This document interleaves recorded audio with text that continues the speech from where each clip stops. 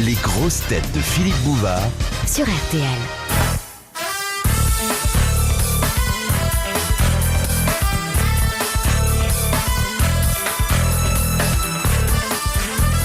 Question de Monsieur Lattré. Le Sarclespa. Mais c'est pas ce que je vous demande. Ah, pardon. Quelles études doit-on faire pour devenir uraniste? Uranus, c'est la muse de l'astronomie. Ah oui? Mais oui. Uranus, oui, mais uraniste? C'est un sourcier, non? Non, encore que certains abusent de la baguette. Géologue? Non, c'est le genre de fouille qui ne relève pas de la géologie. Gynécologue. Ça a à voir avec les voies urinaires? Oui, Ah bon? mais pas seulement. Bon, je vous accorde que c'est un terme médical et que nous connaissons la chose sous d'autres vocables. Le rognon? Ah non. Non, pas du tout. Non, c'est pas Non, de ce c'est côté. devant. Ah, c'est pas seulement devant. Ah non, vous voyez, c'est aussi derrière. Donc par devant et par derrière. Si l'on veut. Il faut trouver quoi? Qui Va fait se faire ça? une Ou raison, comment ouais. on fait Non. ça? Ouais. En fait, si vous voulez, quelles études, c'était pour vous permettre de donner le sens du mot Uranus. Hein. C'est un spécialiste du rein. Non. De la vessie? Oui, bah, c'est pareil. Mais ce sont des, Non. ce sont Bah, des ça- parties prenantes, mais ce ne sont pas les seules. Les parties sont très prenantes parfois, oui. Très Vous avez prenantes remarqué. chez l'uraniste. Il s'occupe des coucougnettes? Il s'en Aussi occupe, oui. Ça lui arrive. Mais Ah. il n'est pas médecin. Hein. Pardon? Oh C'est là. pas quelqu'un qui travaille dans les commissariats de police Oh, il doit y en avoir dans les À commissariats. la douane. À la À la douane. douane. À la douane. douane. Peut-être à la douane aussi. Il y Mais en a c'est- partout. Il fouille à la recherche des contrevenants qui passent des choses bizarres aux frontières. Dans leur corps, ouais, dans les Oui. parties intimes. Oui, il Ouais. fouille dans les parties intimes, oui. Ouais. Non, mais vous dites. On dirait qu'ils se foutent de nous. Ah, Mais oui, un petit complètement. peu. Non, bah, c'est on pas va une Ah impression. non, pas du tout. J'admire que par des voies détournées, qui sont celles du Seigneur, mais pas seulement les siennes, vous approchiez peu à peu du nœud de l'affaire. Ah, là, il y a une indication, là. Ça remonte jusqu'aux intestins? Dans les cas extrêmes. Oh là là. C'est un rapport avec la masturbation? Non, c'est à la place. Mais qu'est-ce que vous nous Alors, c'est racontez? pas Philippe inséminateur artificiel, non? Non, On fait ça soi-même. non, enfin, on le fait soi-même, mais pas tout seul. Il a fait des études de petit branleur.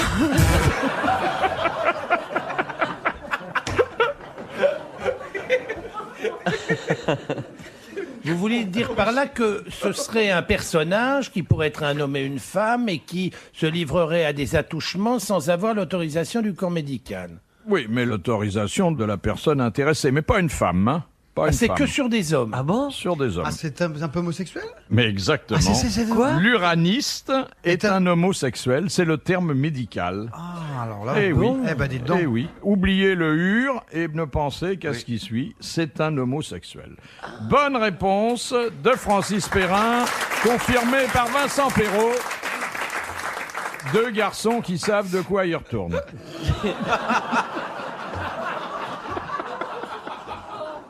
Objection, votre honneur. Objection accordée. Alors effectivement, faut pas faire d'études pour devenir uraniste. Hein. Non, juste un peu d'expérience à la limite. Mais... Ah, dites donc. Pourquoi vous dites ça pour Yvan qui a fait des études et qui n'est pas uraniste? Je ne comprends pas. D'abord, je sais pas. Hein. Moi, je le connais. Uraniste, tiens. Uraniste. Uraniste. Ça dit, on n'est pas loin d'Uranus quand même, hein? C'est... Oui, mais C'est enfin, pas si- un truc qu'on met sur sa carte de visite. Non, finalement. non. Question de Madame Fontaine. Alors ça, c'est une question pour un instituteur, même qui aurait abandonné Où ça, y a un l'enseignement. Je sais pas, il est parti, il était là il y a 2 minutes. Ah, j'ai pas vu. Quelqu'un qui aurait abandonné l'enseignement sur un coup de tête, là là. même il y a longtemps. Hein. Ah ouais. Sur un coup de quoi, vous avez dit?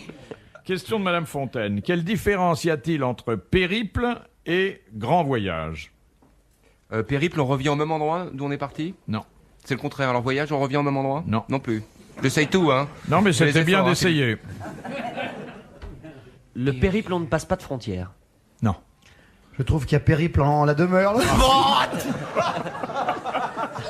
On n'a pas le droit de la faire, celle-là. C'est peut-être la seule réponse qu'on aura. Hein.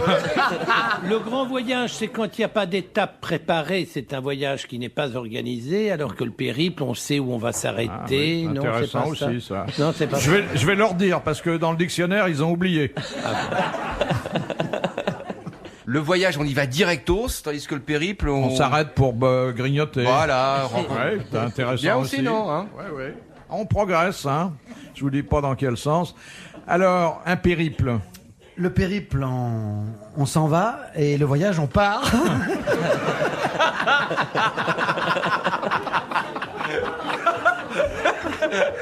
Comme fait dire Courteline à un de ses personnages dans La pêche et soie, c'est vertigineux d'Henri.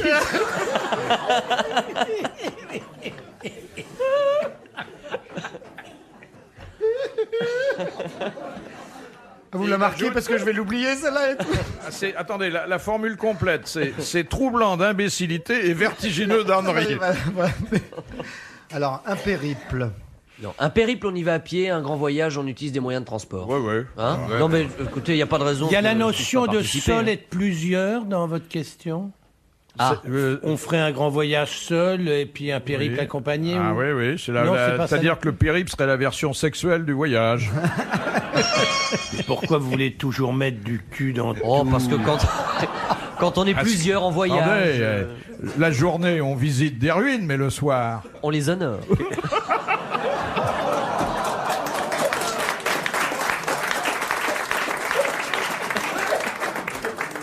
Tu sais que ton petit pinard me réussit très bien, Jean-Pierre. On part pour un grand périple. On part Et pour un petit voyage. Un périple est un grand voyage, mais d'une nature un peu particulière. Bon, est-ce qu'il y a une Une notion notion d'aventure culturelle Est-ce qu'il y a une là-dedans notion d'aventure dans l'un des deux? Non. Une notion de... Culturelle Non. Est-ce qu'il y a une notion de... Est-ce qu'il y en a un, on va sur la terre, l'autre, on va par mer? Exactement. Et voilà. Eh ben, tout arrive. Se lève. Bravo. Bonne réponse d'Yvan Le Bolloc. Le périple est un grand voyage dont une portion s'effectue sur mer. Oui. Mais comment ça vous est venu, là?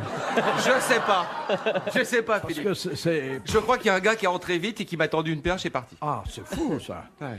Ah non, là, il y a une inspiration Ah, c'est divine, il extraordinaire. y a quelque chose, hein. Oh là là là là. Surtout Et je- que les autres connaissaient pas, hein. Non, mais en les autres plus. ne connaissent que très peu de choses, Philippe. Oui.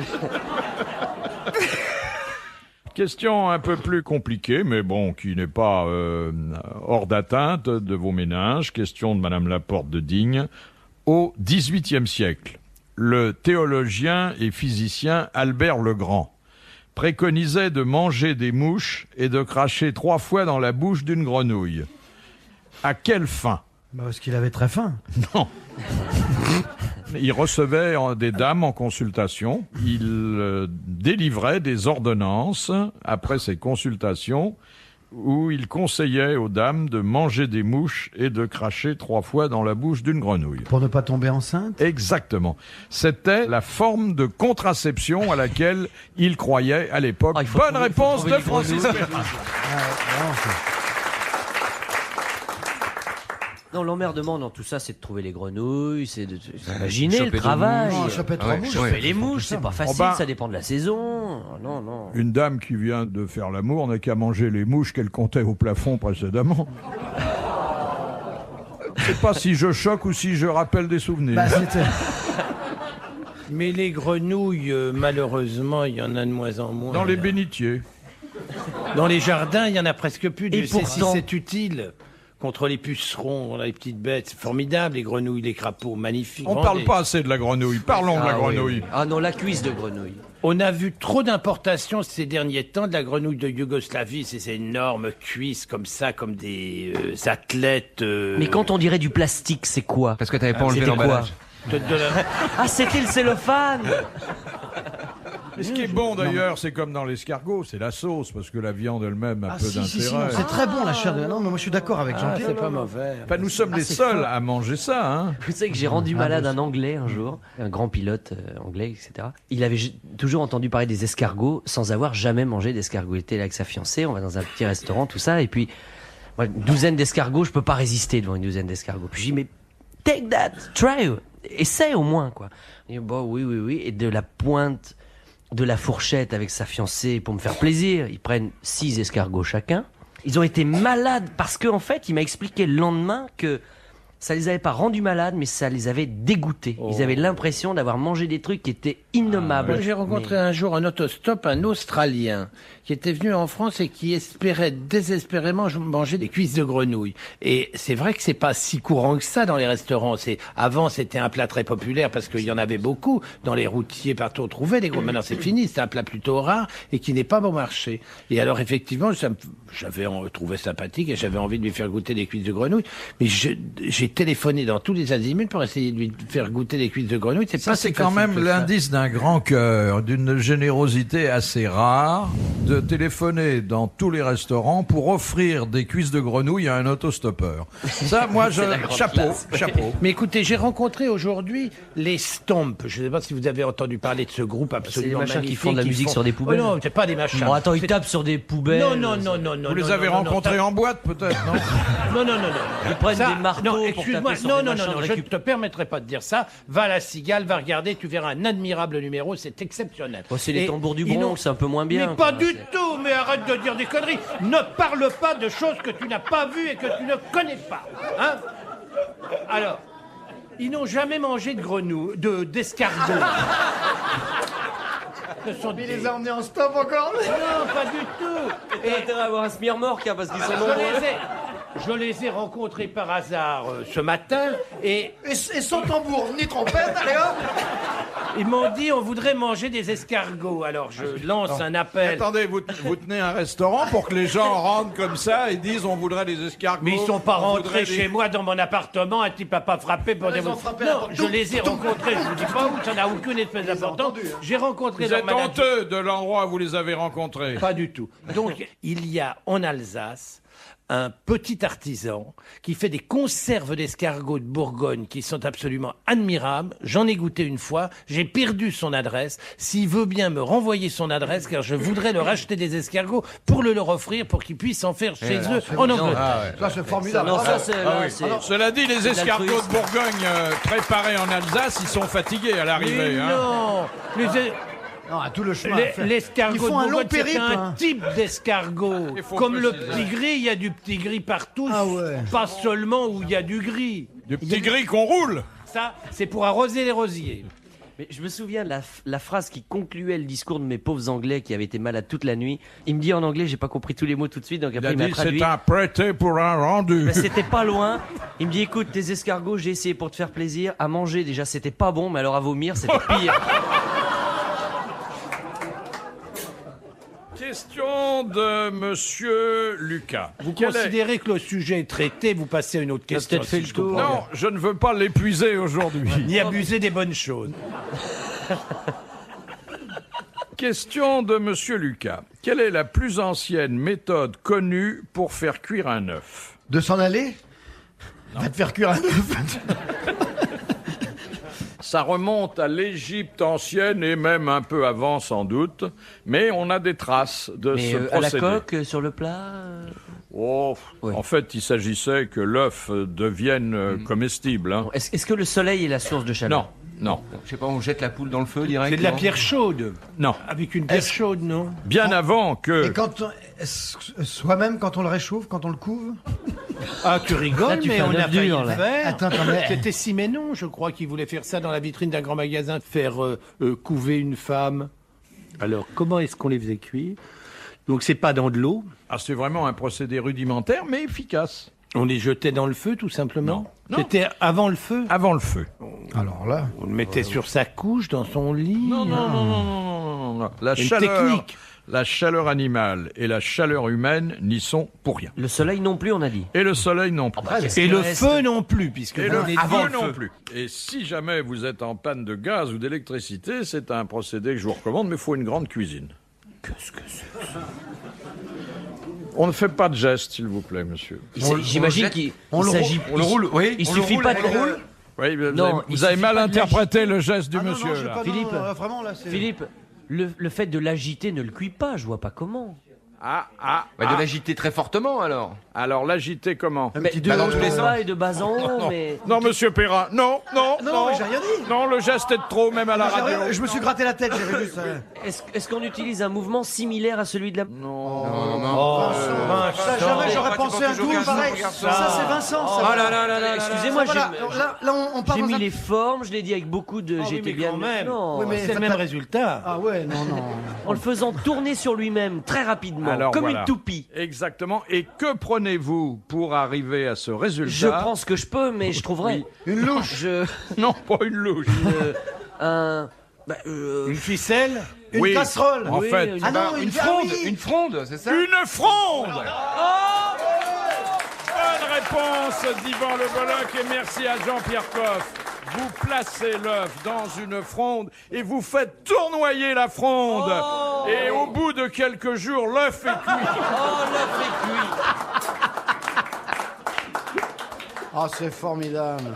Vous savez que j'ai une recette d'œuf à la coque extrêmement simple. Vous faites bouillir de l'eau. Vous pétez à quel moment? À ébullition. Vous voyez qu'on peut pas avoir de conversation sérieuse. Vous ne parlez que de ça. Alors, continuez, Jean-Pierre, pardon. Quand ça déborde, quand Vous ça tient plus mettez- dans la casserole. C'est pour ça qu'il y a des bulles dans la casserole. Vous mettez des œufs dans un saladier ou dans un cul de poule. Parce que le saladier, en termes de cuisine, s'appelle un cul de poule. Et puis, c'est donc c'est en inox. Vous versez l'eau bouillante sur les œufs et vous couvrez. Et vous comptez 7 minutes. Essayez de faire ça les uns ou les autres. Vous allez voir la qualité de la cuisson, la régularité entre le jaune et le blanc, c'est une pure merveille. Essayez ça. 7 minutes aussi. Oui, non, mais techniquement, je ne sais pas pourquoi c'est comme ça. Mais en tout cas, le résultat est formidable. Essayez, vous verrez, vous m'en direz des nouvelles. Ah, c'est tentant, hein. Oui, ça donne envie. Question de monsieur Albert. Qui mit l'énergie solaire au service de la guerre? C'est dans la mythologie, ça? Non, c'est pas dans la mythologie, c'est dans l'histoire ancienne. C'est pas Alexandre? Non, Périclès? non, Jules César. Vercingétorix? Charlemagne, non. Non, sous la Grèce antique. Ulysse. Non. Souvenez-vous de cet épisode.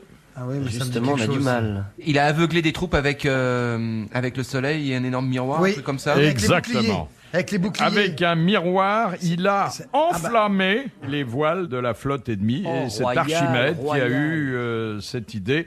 Encore une bonne royal. réponse. Il ne cessera de nous surprendre. d'Yvan Le Bolloc. Sur la fin, quand même. Il est formidable. Il est long un peu à mettre Oui. en route, mais il était patent. Je fais un petit forcing sur la fin. Merci, Jean-Pierre. Tu me parles pas en sortant. Hein. Petit sprint. Question de Madame Royer.